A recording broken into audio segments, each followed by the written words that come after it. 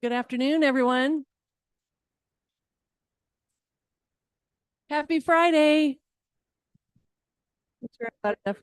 Can you hear me all right? Maybe a little more volume, please. Waiting on two of our splendid artists. Hey, Doug, can you give us a little bit more volume, please? So welcome, everyone. It's a great day to be here. A little bit more. Yeah. I can't believe it's a final Friday. Is anyone else sad? Yeah, me too. But we'll start planning next year right away so we can deliver another stellar show for you. I think that's better. Thank you. Um, okay, here they come. All of our people arriving. Be careful. Don't knock anything over. So, okay. It is as I say, it's a working art show. We've got things to do. So I'm excited about today because it's one of my favorite topics, jewelry, but it is actually wearable sculpture. How many of you agree with that? Yes? All right. Everyone. It's awesome. So we've assembled just a few of our fabulous wearable sculpture artists and very diverse. So I think we'll learn a lot of new things today. So from your left is the fabulous Chad Liskey from Venice Beach. Hey everyone, thank you. Thanks for coming. Yes, thanks for being here. And then right next to him is beautiful Cynthia Downs. And next to me is the fabulous Paul Farmer. So fans in the audience. I love it. So what I find interesting about each of these people is that they all have a sculptural quality. They hand create the metal parts of their pieces and work with fabulous stones of a variety of different styles. So I think it's fun to kind of start out and maybe even tie in that cute story about this morning about what you did to our recent collector or visitor. So we're going to start with Chad. Tell us who you are and why you chose this as your art form. So my name is Chad Liskey, born and raised in Minnesota, and to all the Minnesota folks. I was born and raised on a farm, and we were kind of inherently just taught to work with our hands and be creative and kind of create our own fun. There was 4 boys on a farm outside of a town of 900 people. So we didn't have the luxury of riding our bikes to the neighbor's house or anything like that. So we kind of had to make our own fun and be creative. So I think that was kind of the fundamental basis. Later in life, meaning going into college, I was really attracted to the arts and was really excelling in ceramics and pottery. And I got a 3D sculptural design degree from undergrad from the University of Minnesota, Duluth. And that was kind of the basis of it. Never made any jewelry there. But then life took me out to Los Angeles, and I couldn't afford, the fancy studio and all the kilns and all this stuff. So a friend of mine was making jewelry, and he was doing lost wax, and I saw that he was just doing it at his countertop. So that was it really sparked my attention, where I could just take a little piece of wax, mold it into a ring, and then cast it. And so that was kind of how I got started with it. And it was kind of hands-on and hands-off, because I would take the wax, drop it off downtown Los Angeles, and then I'd pick it up and it would be like this polished silver or gold ring. And it was just like fascinating that I could do that, or they could do that as well.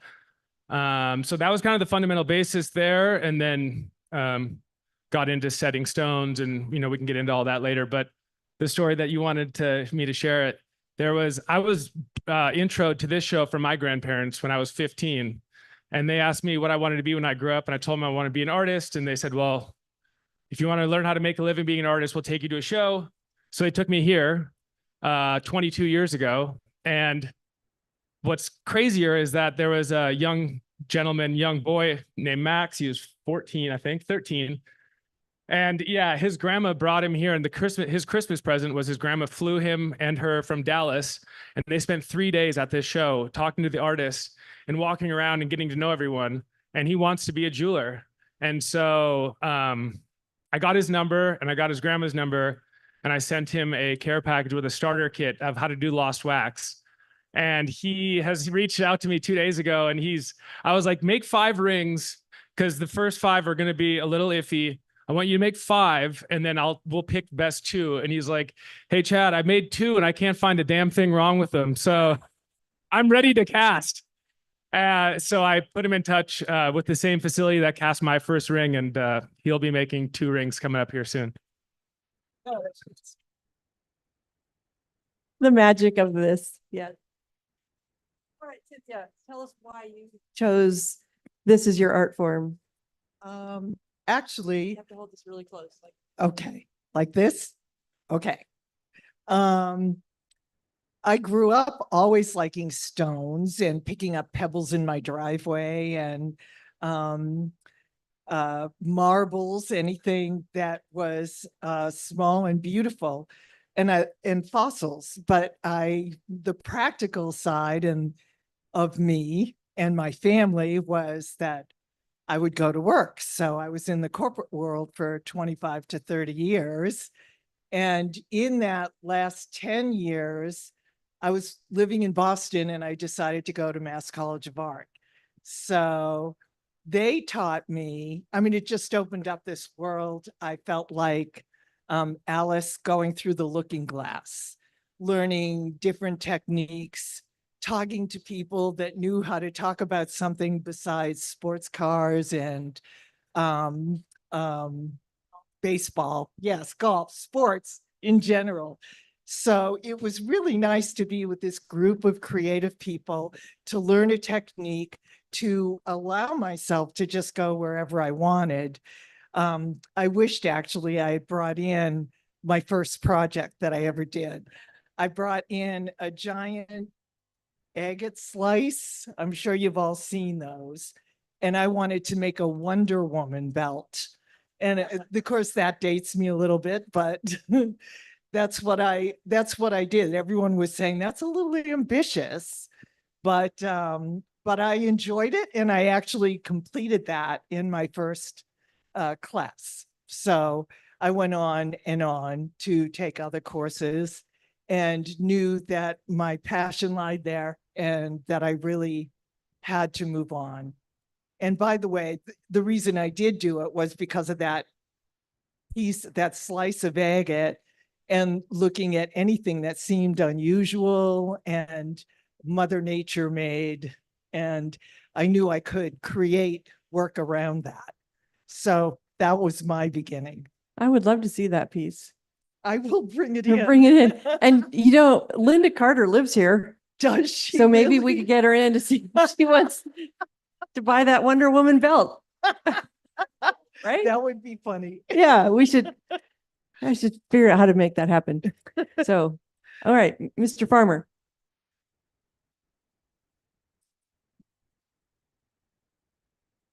It is now. It's on now. Okay. So my name is Paul Farmer and I'm a goldsmith. So I make all my pieces. I start out with raw gold. So fine gold, 24 karat. I add silver and copper, and I make ingots, and then I mill it out into sheet and wire. So everything is hand fabricated. I do an ancient technique called granulation. The Egyptians did it, the Etruscans.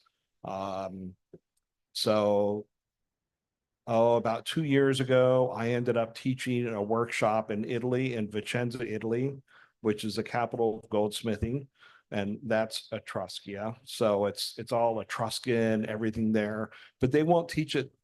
The people that know it there, the Italians, they won't teach anything.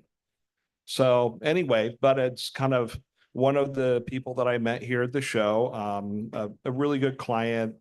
She had brought her sister in, and she said, oh, your grandson Jack is starting to make jewelry. I think he's really interested in it. You should have Jack do Paul's workshop. So I'm now his mentor. He came over there to Italy with me, and he had a great time. I talked him into studying in Italy at a school. So he went there for 3 months. He's going back again to Rome this time. So he's studying in Florence. Now he's going to be going to Rome. So it's just great to pass it on. and it all came through this show. So that's really cool. And then the other thing is I studied gemology. So I pick really well-cut stones. I have a great eye for color, and I pick just fabulous stones. And then I build all my pieces around the stone. And So that, yeah, I just want to say, he is like the master goldsmith. He really is. So Second. yes, you. yes.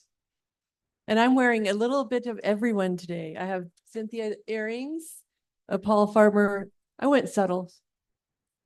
Black spinel necklace, and a Chad Liskey white buffalo. So that's a good segue into talking about the combination of your stones. Like the stone tells you what to make. Is that true for all of you? And like delve in a little bit into your techniques. And the first ring I bought from Chad, I picked one that had the stamping because I wanted it to show. They all have stamping, but not all on the outside.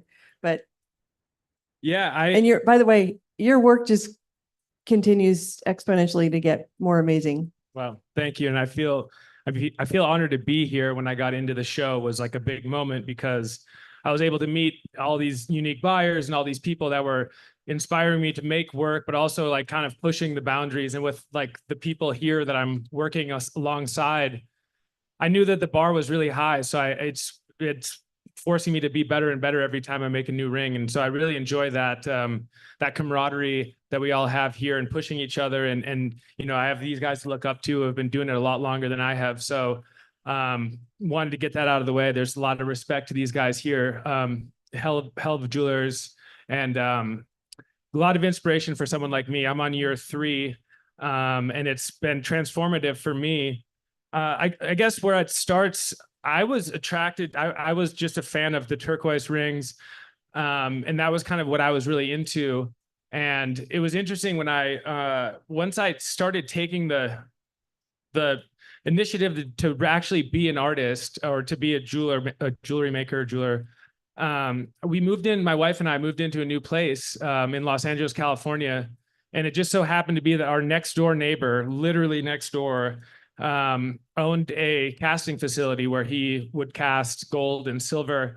And he was also like a 30-year veteran in jewelry making. And he had all the fundamentals and he was a hell of a smith, but he didn't have a direction for his own line or his own vision. And I was the exact opposite. I was really attracted to turquoise. My grandfather had wore those rings. I had been, sifting through vintage shops and antique stores and finding old pieces that I would, that resonated with me. And so then when I met David, he just taught me the fundamentals of soldering, stamping, and that kind of got me on my way. So primarily a lot of the work, and especially where it started off, was setting turquoise. All of it found in the United States. At this point, the Arizona mines are kind of drying up or closed off, not drying up, but hard to get, the Sleeping Beauties and the Bisbees and stuff like that. So most of my work the stones come from Northern Nevada, from a family called the Ottisons that are 4th generation turquoise miners. And I'm not going to say they gatekeep, but once they've seen your work, then they're a lot more prone to give you first dibs on some of the stones. So I've been working with them for a long time, and being that they're 4 generations into it, I trust them, and they really provide quality turquoise and stuff that, kind of like what you mentioned, it makes, as long as the stone is really nice, the smithing can be all right. But working towards just getting better and better and more intricate with the sets and more intricate with the stamp work. And recently I've been doing some engraving and stuff like that. So just constantly pushing the bar.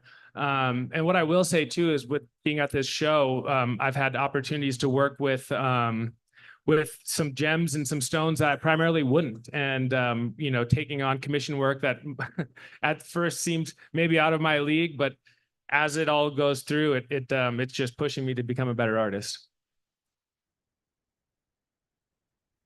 I have some stuff to pass around if we want to do that. Well, do you want to talk about the Gideon piece, or what are you eyeing? Yeah, let's talk about the Gideon piece. Okay, well, I guess, yeah, this is a good example. So Gideon, for those of you guys who don't know, he is the sculptor out here from Zimbabwe. And he came up to me with this stone, and I'll pass this around so you guys can see, but it's called lapidolite, and it's from Zimbabwe.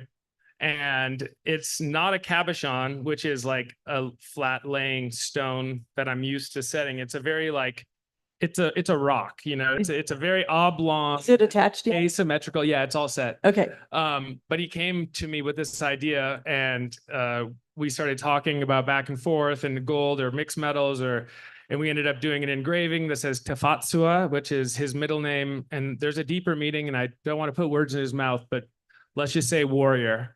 So yeah, this is a piece that, you know, talking about pushing the boundary, this is something that I feel very honored to have made, and I'm happy to pass around so you guys can take a look.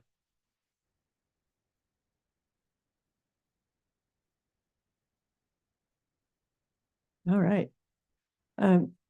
Let's hear a little bit about how you choose to sculpt and combine, Okay. and then we'll know more about technique on the next round. All right. Well, for me, it was almost like the sculpture was the stone itself, just finding free-formed pieces that are beautiful, that seem to want to be worn. So most of the time when I design, I see it in the air. I can't do reductive, I can't do wax and see anything in the wax. But when I pick up a stone, I can really see what it is that I want to do with it. And I just follow the direction that I see. And then as I've gone on, one of the techniques, well, I don't know if I should talk about it, but is weaving, just the hand weaving. So I do cuffs, I do rings, and I feel like it makes a great backdrop for some of the beautiful stones. I like the idea of sculpture. I love to see that, and I'd like to see it more in wearable pieces. This came to mind recently because I've had this piece as a sample as my weaving. And I thought, well, I need to manipulate this to look like it's blowing in the wind, and that you can actually wear it and have a piece of sculpture on you.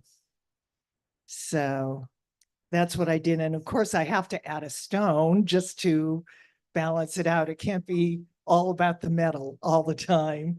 So yes, you just put it on the back. Yeah, you can do it from the back of your neck like that. Yeah. And then you can do that, but you just usually, I'd probably do it a little tighter for you, but yeah.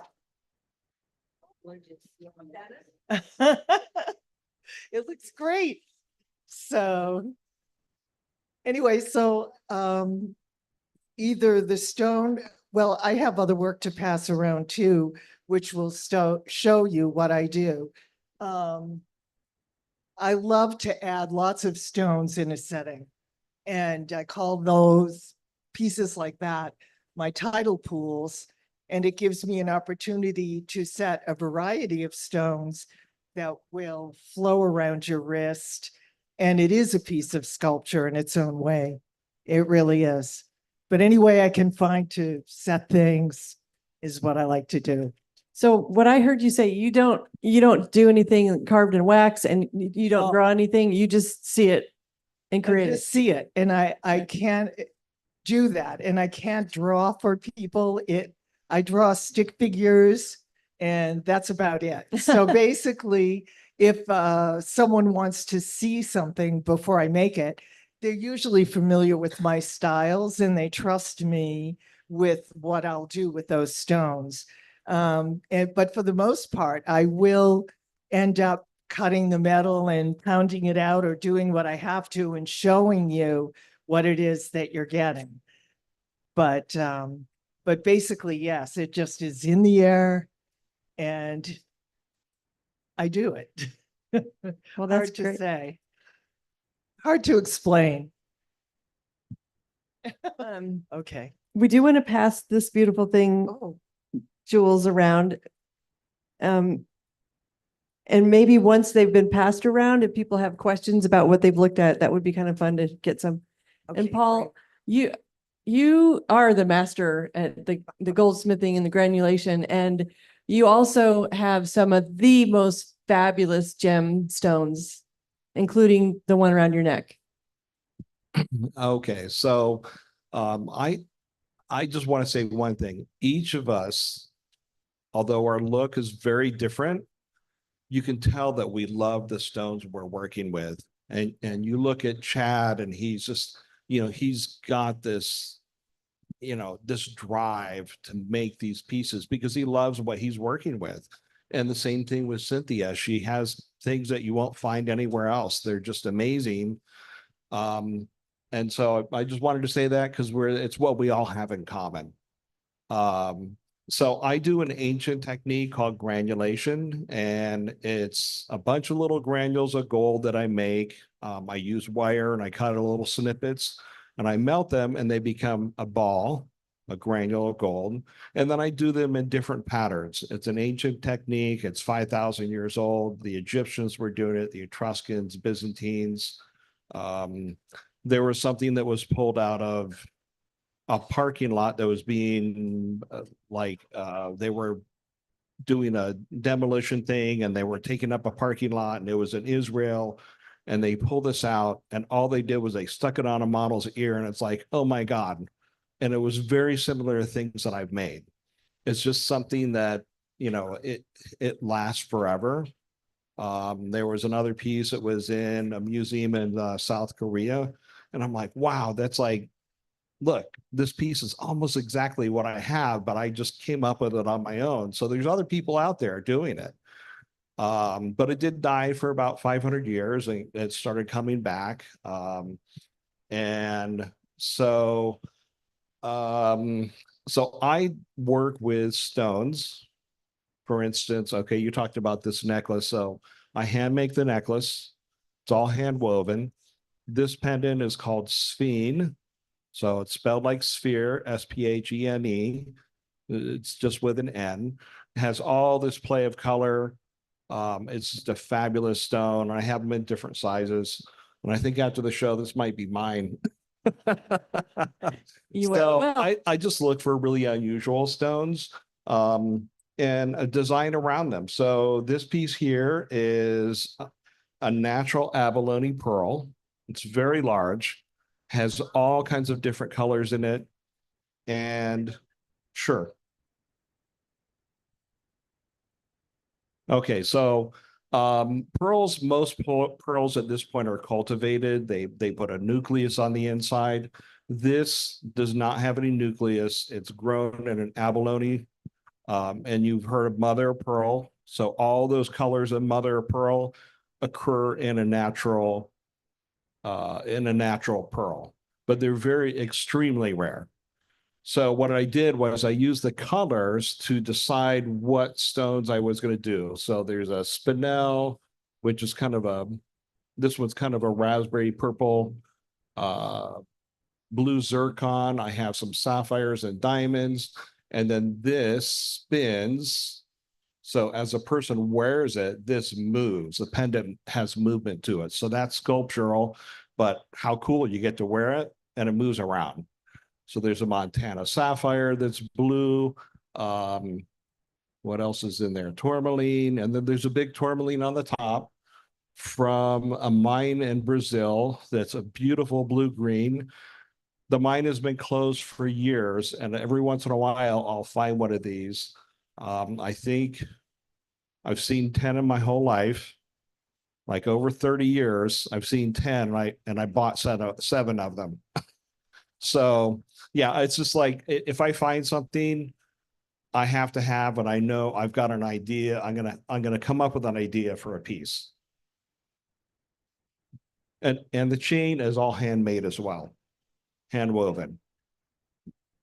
Hand woven 18 karat gold. And how do you decide whether you're using 18 karat or 14 karat or 24 karat? Well, 24 karat is too soft to really use in jewelry.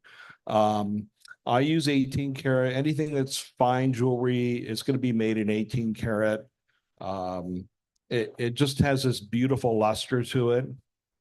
And one thing I didn't talk about on this piece, all these little lines are wire, and that is really kelp going up because that's where these abalone pearls grow. The abalones grow. And so there's kelp going up with the little polyps on there.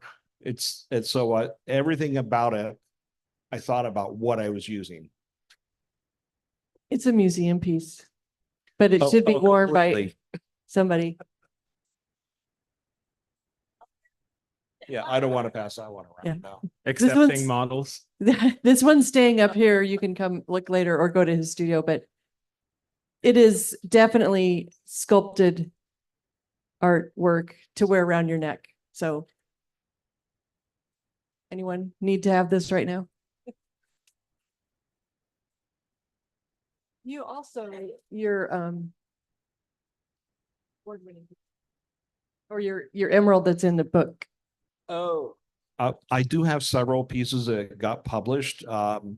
There's a very rare emerald called Trapechi that has 6 lines in it that are picked up. It's picked up by carbon of the growth axis of the stone. Emeralds are 6-sided crystal. So it looks like there's 6 different pieces, but it's all one stone. Then it also has cat's eye. So one of those pieces was published in a book on Colombian emeralds. And then just this year, this piece here was picked for the cover, the Journal of Gemology out of Great Britain. So that was really cool. And that's like a whole cover. There you go. That was pretty special. That was a big surprise. What is the stone? It's a pink tourmaline. And someone here owns it because I sold it here at the show. Maybe 7 years ago, but these never go out of style. Darn, I missed that one. I'm gonna let you put that down. Well, and tourmaline can be many colors. There's pink and green and blue green and watermelon. Yeah. Yeah. So it's beautiful. Yeah. Well, and same with sapphires. I used to think there was only such a thing as a blue sapphire, but how many colors of sapphire? Yellow. Oh, well, okay. Sapphires can have all different colors except for red, because the pink red to red we call ruby. It's all the same stone. Okay. See? How many of you knew that already? Huh? Some of you. Okay. Gem hounds. I love it. Okay. There's another little story that you shared once about the great benefit of COVID. Isn't that when you spent time with your neighbor? Yeah. Yeah, when we moved into our new place, it was we moved in on February 7th. And then as we all know, March, end of February, beginning of March is when the whole world shut down. And it was like divine intervention or whatever. It was a moment of, and I was nervous when my neighbor, because his mom lives my studio. I converted our garage into my studio, and his mother, David's mother, lives in the same, garage AUD kind of casita.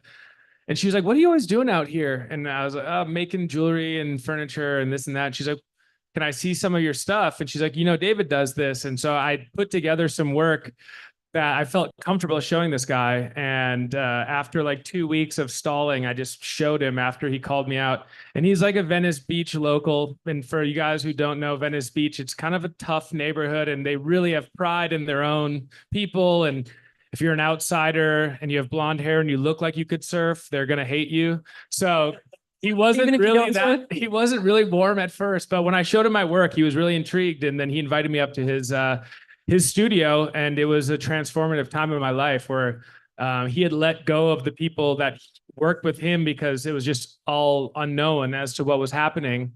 And me and him were on the same page, and we weren't really, worried about each other, giving each other COVID or whatever. And I was just a sponge, and anything that he could teach me or tell me, I was just there to listen and ask questions and really just soak it all in. And I realized that it was a really humbling moment for me at like 31 or 2, whatever I was, to just go into something with all your, arms down and just anything. If there was a moment where I felt like I wanted to intervene or say like, I understand that, or I learned this back, it would just take away from him telling me what I wanted to learn. So I just went in completely vulnerable, and I went in and I just wanted to learn from him. And so that was a moment for me that really was transformative. And I actually have a couple of pieces here of my first, like, I don't know, I made 12 rings that I made with cabochons, and I've saved 6 of them just because they're so bad, but good at the same time.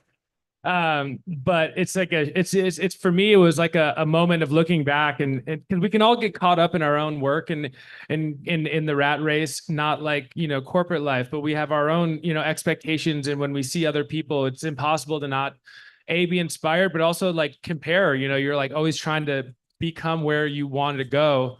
And so it's always very humbling to look back and be like, oh, all right, so that was only 6 years ago or 5 years ago. So that was a really humbling thing for me. And it's cool to see, with a little bit of drive and a ton of time and some passion, you can get to where you want to go. And I'm still working on that. Amen. Yeah, we're always evolving, but amen to that. So one of the things I love about what you offer too are these amazing bolos, and you can wear it with the scarf or with the leather. And there was a group of us at an event last week, and we realized that all of us had Chad Liskey rings on. So we all put our hands in and got a great picture of, so multiple people had multiple Liskey rings on. I only wear one per hand, but I might have to start breaking it out. But great style. So, I mean, do you have a favorite? Rings, cuffs, necklace? Is it all good? Yeah, and kind of to like what you guys were speaking about too, with the stones, as much as you can draw, and with certain clients, with certain people, you kind of want to give them an idea of what you're going to create.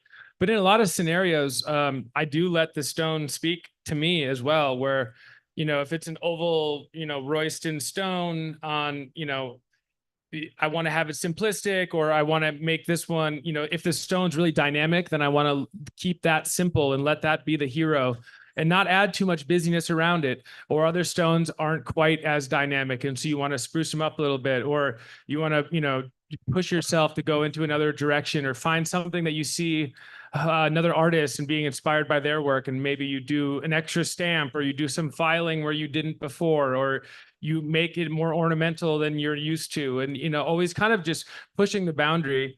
But as far as like favorites, I don't, and what's funny is everything that I wear is always for sale except for my wedding ring. Good idea. I think before the show, I probably sold more rings at like the bar or at a music concert or anything, because if I would get a compliment, I would say, well, I made it and it's for sale. And I've sold many pieces that way.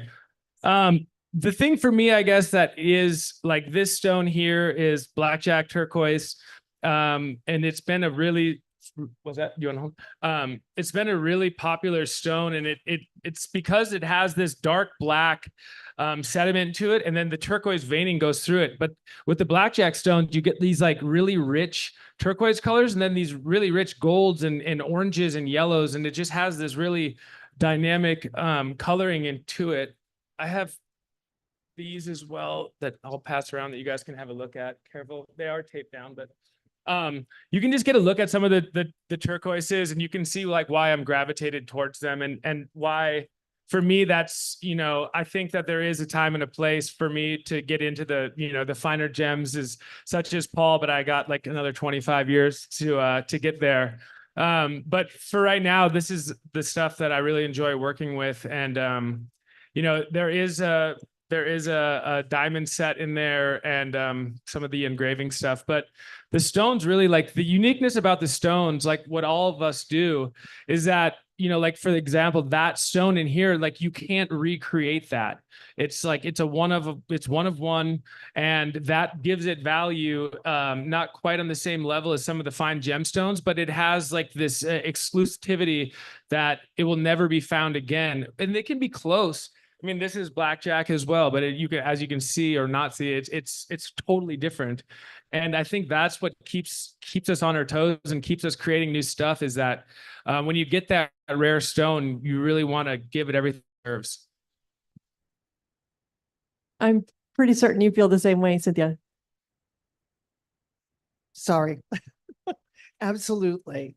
I mean, again, it's stones just totally fascinate me. So when I see something beautiful, I have to create around it.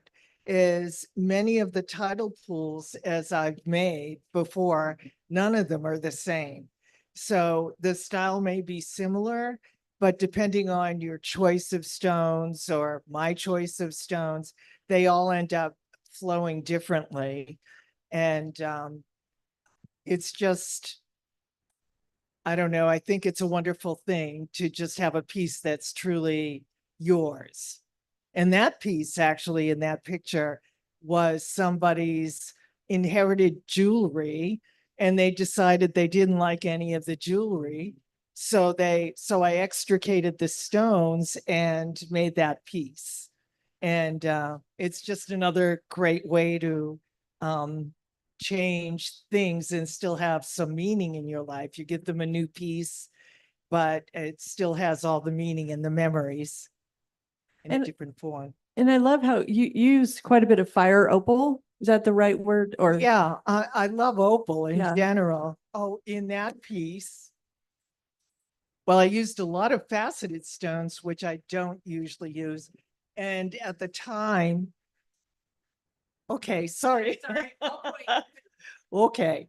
That was really the most gemstones I ever worked with as far as faceted stones and diamonds. I since have added diamonds into my work, but more as an accent as well. There's still an accent in there, but they're all beautiful, and it's fun to create for people to give them a new way to look at things that they know in their life. the one you have on, like I'm trying to figure out, how do you determine which, like a crystal and what gemstone would play well together? Is that just automatic for you? I became very fascinated by this one stone cutter that does this beautiful work with these black stones. They're agates from Brazil, and they have the druzy inside. But the idea of peeking another beautiful stone through it is what fascinates me. So I love the idea of doing that. And now, of course, I have these other ideas dancing in my head besides opals, just maybe some faceted stones or creating a little garden. But every time I make one, I will think of something new. And that's what I love, is the creativity of the evolution of creating something that may, like the tidal pools, 20 years of making tidal pools, and they're all different. And I love that. And I know, well, all of you have raving fans and people that, every Oh, year, yeah. every year they're going to add to their collection. And that has to feel good to have that sort of. I think too, to that point, there's one collector of mine, or of him and his wife and their whole family, but he was actually the first sale I ever did. It was the Friday night of my very first year, and it was a commission piece. And I was introduced to Todd Paxton, introduced them to me. Shout out Todd Paxton. And they came over, and the gentleman never even wore a ring, especially to the caliber of the one that he chose. It was a really big stone, and we made that ring for him. And it just opened up this door where then, now he has probably, 12 or so pieces, and his wife has a couple. And what's fun about it is, like, I think everyone comes into this show with different ideas of what attracts them to what pieces and stuff. And it's cool that sometimes people don't really know that jewelry was something that is actually art. And they can leave with a piece. And for my work, it's not the most expensive. And perhaps it's probably on the least expensive side at the show. But to have them honor that as valuable art, and it is collectible, and they have a shrine at his house in his closet that he's so proud of, it really means a lot to me, you know. And it's because we can get lost as just jewelers at a show like this. And everyone talks about their collectors and stuff. So it is really like rewarding, and it means a lot to us. I know I'll speak for myself that people are repeating and buying jewelry, and it's a part of their collection. It's not just something that they wear on occasion. I don't remember, I know who that is, by the way, and I don't know who I heard say this, but that they have like it was a man, and he has a cuff rack built in his closet. So he has somewhere to put his cuffs to keep them organized. And I believe in keeping, jewelry visual, so you can see it. I actually will drape necklaces over paintings and stuff like that like each other. And it's fun. I can look at it all the time. It's not hidden. And you have those beautiful presentation frames with the work. You could literally do a wall of art. That's true. Well, I think You might want it in a vault, though. something that's really apparent here is the passion that we all have for what we do. And, no matter whether it's silver or it's gold or it's druzy, turquoise, gemstones, we all found a passion in what we do, which is great. And that it really shows in the work. 100%. Absolutely. And that's why we love you. Yeah. We can't get enough of it. Now that we've been passing around these beautiful examples, does anybody have questions about some of the technique or so forth that might be going into them? They're still here, right? Yeah. Yeah, good day to come to the talk. Yes, please. Did he make his wedding ring? Did you make your wedding ring? I certainly course. did. I did. Yes. Funny story. Yes, I did. Let's just leave it there. We'll leave it there.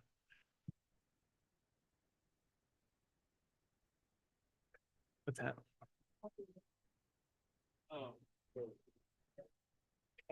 Yeah. Well, yes, I have another one. I mean, I'm hoping one day I'll have all of her fingers filled up, but there is one more to add to the collection that's coming soon. So, yeah. Okay. Yeah.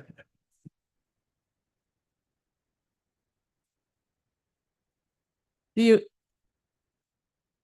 have to repeat the question. Do you only use stones that are already cut and polished, or do you own? Yeah, that's a good question. At this point in my career, I've not gotten into lapidary, and I'm not cutting my own stones.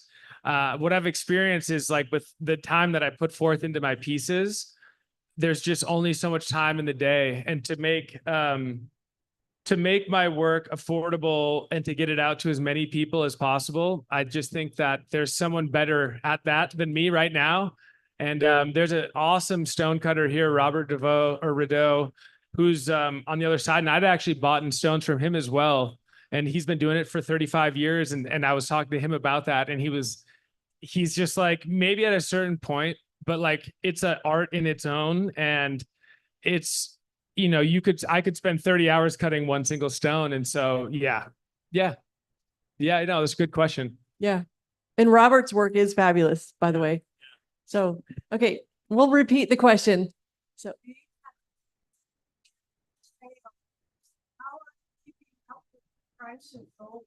how are we keeping up with the price Another of great gold? question. Yeah. We'll let Well, Paul take this one. All I know is every time gold goes up, I sell a lot more. So It's an I investment you can enjoy. I have to price it in there. I mean, it's part of the materials, but there's also a lot of labor, creativity. I have really nice stones. And we were talking about stones. I don't cut my own stones.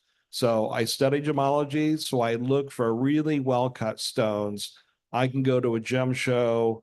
Like one year I decided, I'm going to go down to Tucson. I'm going to go to different shows that I normally go to.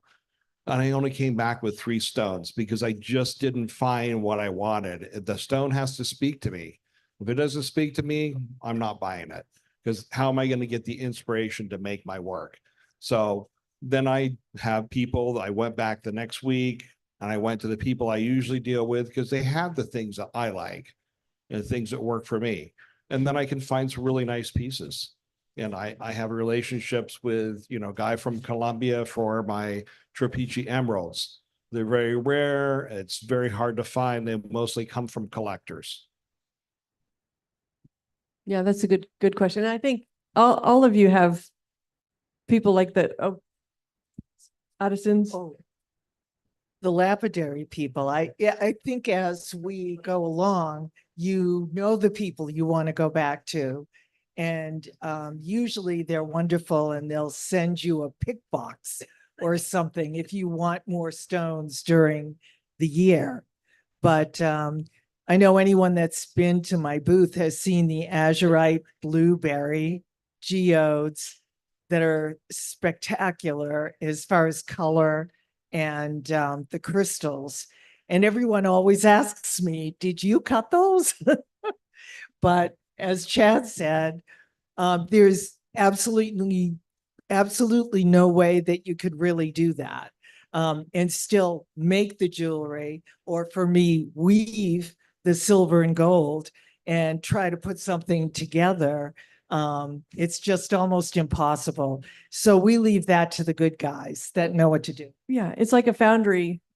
Most sculptors don't cast their bronze. They have a trusted foundry and a patinist, and painters get their paint and then they turn it into art. So that's what we're doing here, combining the natural beauty of natural stones with the vision of the creators here. So it's fabulous. And I do generally think that it is sculpture, and especially what we have here. And we have other incredible jewelers that are not on this panel, like Robert and Isabel and Lou, Opal King Michael. of the world, Michael McRae, Shell Bell. I mean, there's the best of the best to be found here. And we're very proud of that, but it's fun to share it with everyone. If I didn't miss any other jewel, Annabelle's.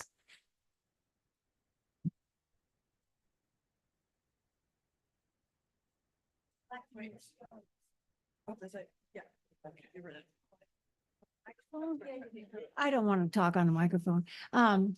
But I appreciate that you picked such amazing stones and that you're perfectionist by doing that.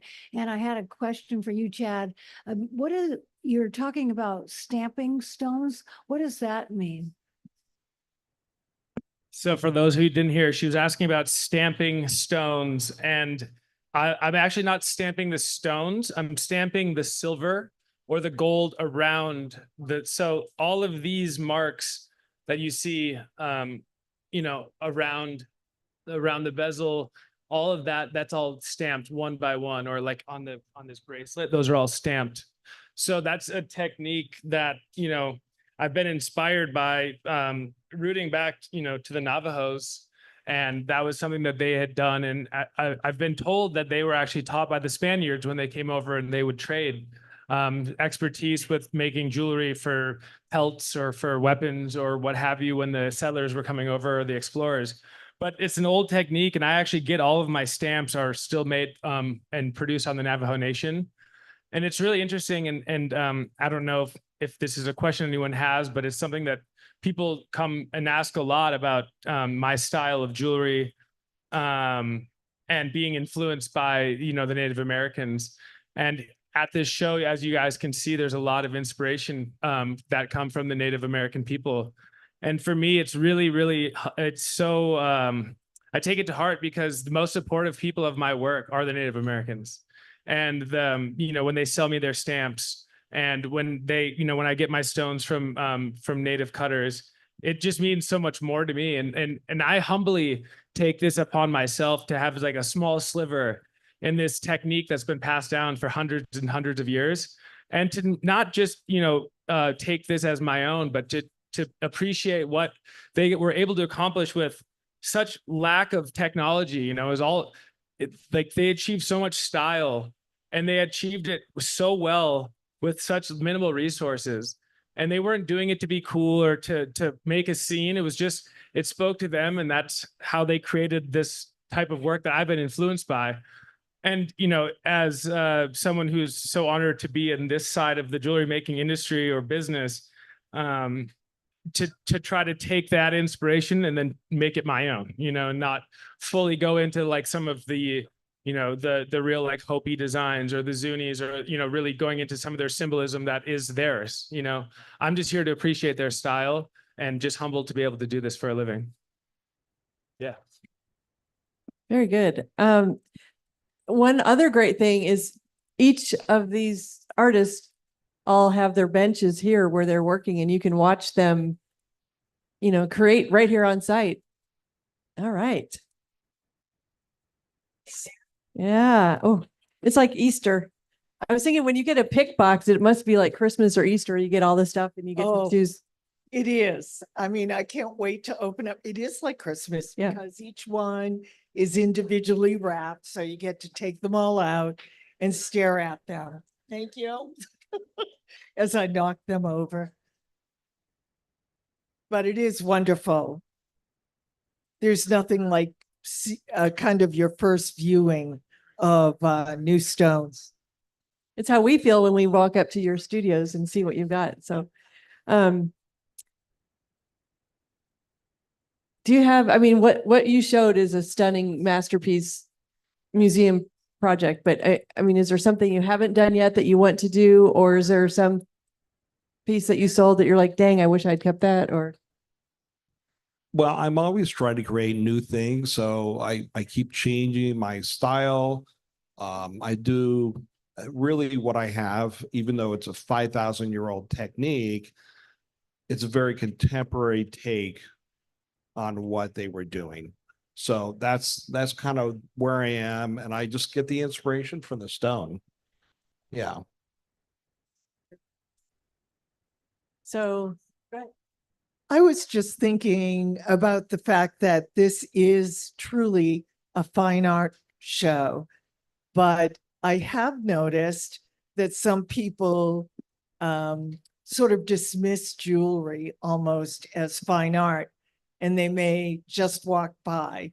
And I want to say, wait a minute, just stop for a second. Look. But I know most people are going for the painting and the sculptures. So, but I'm more than honored to be here. Definitely. well, a gentleman asked me the other day what was selling like style wise, and I said everything. I mean, I think that's because we have the best of the best to offer in all the different categories. So there's not one genre, there's not one style, there's not one medium. I mean, we're seeing all of it be appreciated in both, you know, the viewers and the collectors. And we, all of us love that, you know, how we feel watching people experiences or hearing from them, or, you know, helping them check out. It's all a blessing really to experience. So do we have other questions, or it's just fun to watch the growth?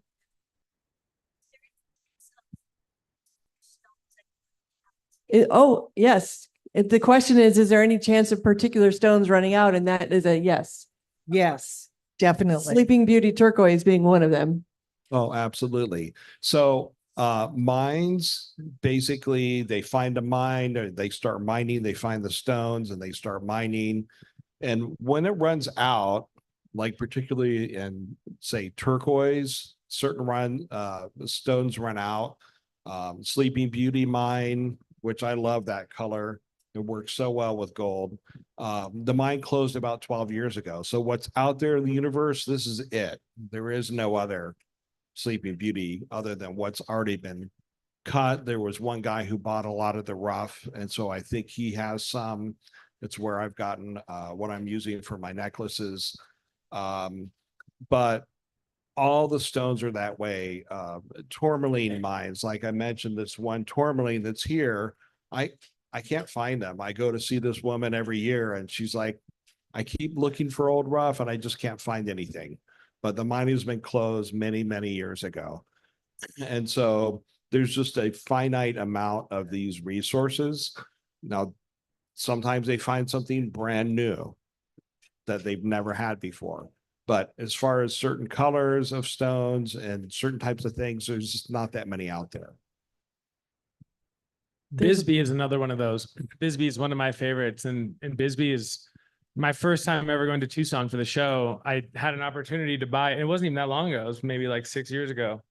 And I had an opportunity to get my hands on some, and I take that to heart now, because when I go back, and even you never know, white buffalo turquoise has this lore and this mystique to it that, and people will come by and they'll ask, is that white buffalo? And there is a scarcity to it, but there's also like this lore that goes with it, and like this white stone, and is it turquoise? Is it not? But what I will say is that more times than not, when I have the opportunity to buy, I think I've bought enough, and then I wish that I would have bought all of it. And I was down in Tucson with this blackjack stuff, and me and my dad were down there, and I was looking at it, and I was picking out the ones I wanted. And it was new to me, and it was new for my style of jewelry. And a gentleman walked up next to me, and I had the tray in my hand, and I was putting them into my tray, and I had like 6 or 8, and he's like, "Are you done with that?" And I was like, yeah, you can have a look. And he goes, "I'll take it." And he just bought all of them. And then in that moment, I was like, shit. I knew that I needed to get more of the white, or of the blackjack, because it was just like, and that's the thing with supply and demand. It's always that cat and mouse game between like having so much and not having enough. And if money wasn't an issue, you'd go to, we'd all go to Tucson and come We'd back all go, I'll take with it a all. damn U-Haul. Yeah. Yeah. Well, and the composition, I love the way each of you, either the facets or the veining, the composition of the entire piece highlights all of that. And it is fine art. It is fun. Yes.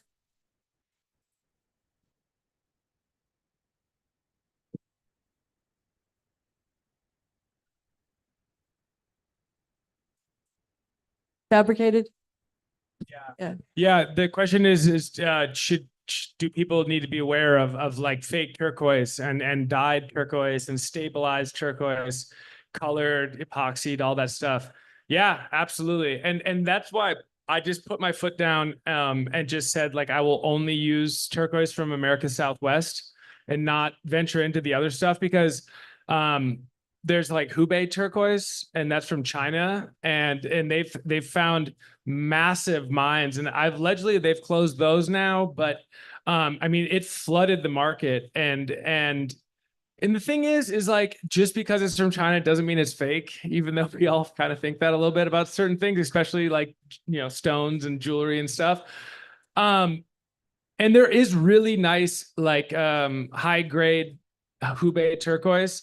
But just for me personally, and just so that like all of my collectors and people that I sell to know, I only use turquoise that's found here in the States. And then going back to what we were all talking about, of knowing your supplier and your cutter and your miner, and then just knowing that like if you didn't allow it before, you're not going to allow it now. And so that's where I've put my baseline of just working with people that I know and trust, and that they give me the pure stuff that I am confident to put into my work and sell.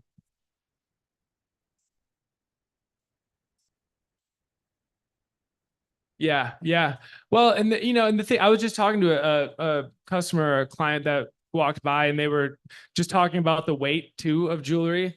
And for me, I like to make chunky, big, heavy duty stuff. And turquoise is also, it's not like diamonds, you can break turquoise. And so having a bigger, heavier base works for that. But there is a market for like souvenir gift shop turquoise buyers, and then there's fine art turquoise, and people that are putting a lot more into it, and that's the difference in price. And that price difference can be hundreds of dollars, but in our small little niche of the jewelry industry, some people don't understand. They're like, $700 for a turquoise ring, and other jewelers like Paul's like, why the hell are you charging $700 for a ring here? It should be $1,250.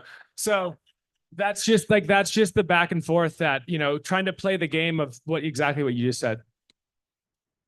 Well, again, the value of being able to meet the creator and work directly with them is invaluable. Right? So good questions. Okay, I think we are about at time. It's 5:00 straight up, but if there's any more questions, we'll take another one or two. Otherwise, we'll wrap it up. Wendy? I just wanted to answer about, why people didn't go to other jewelers. There isn't enough time to have, I see probably no more than 2 or 3 people in any of my visits. And I can tell you, I come every week for 10 weeks. Yeah, there's a lot to see and experience here for sure. Yes. And we appreciate all of that. Yeah. We really do. Yes. Yes. And absolutely, I think that's a good segue into wrapping up. I mean, it's been an incredible season of 2025. We appreciate everyone who comes through this door, and we appreciate that people want to share it with their friends. And I want to thank my panel today, Chad, Cynthia, Paul, for sharing your talents and your inspiration with us. And thank all of you, those of you watching online. And we look forward to seeing you back here in January of 2026. Like I said, we'll start planning right now. Thank you. Thank you guys for coming. Have a good weekend.